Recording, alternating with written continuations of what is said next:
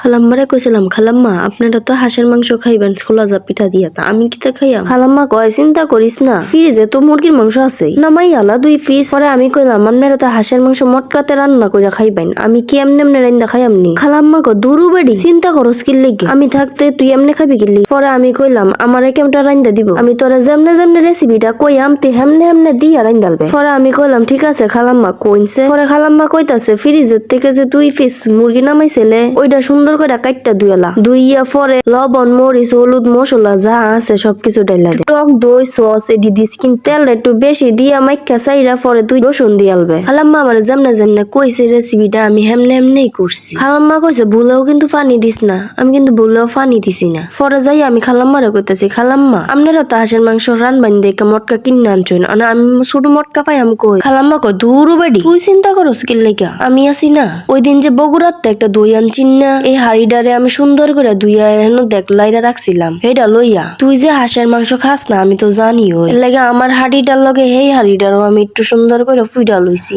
তুই ওখানে এই হাড়িটার মাইতে মাংসটা ডাইলা দে। পরে যাই আমি খালাম্মারে কইছি, খালাম্মা মাংস তো ডাললাম, এই ছোট হাড়ির তো কোনো সরা নাই, কি দিয়া ডাকবা? পরে খালাম্মা কইতাছে ওই দিন যে আমরা মাটির চা কাপ আনছিলাম না, এই কাপের লগে ছোট একটা পিরিজ আছে না, এই পিরিজটা দিয়া ডাইকা দে, বাতাস যাতে না বাইরো এর লাগে একটু আডা এটার কিনার দিয়ে দিয়া দে। পরে আমি খালাম্মারে কইতাছি, খালাম্মা আমি কিন্তু মাটির চুলাত রান্দা, যেহেতু আমার ছোট হাড়ি গ্যাসের চুলাত দিলে যদি হাড়িটা হাইটা যায় পরে আমি খাইয়াম কেমনে? পরে কর আচ্ছা দাঁড়া চুলাডারে ধরা। পরে খালাম্মার কথা মতো আমি চুলাডারে ধরাইছি, ধরাইয়া আমি আস্তে আস্তে আগুন দিয়া মাংসটারে রাইন্দালতাছি। ওখানে আমার মাংসটা হইছে কিনা আমি একটু হরাডা সরাইয়া এরপরে দেখলাম ওমা খুইলা দি এত সুন্দর একটা জ্ঞান আনাইতাছে, আমার তো খাইতার মন চাইতাছিল। লাইরা সাইরা আমি একটু টেস্ট করার লেগে হাতে লইছিলাম।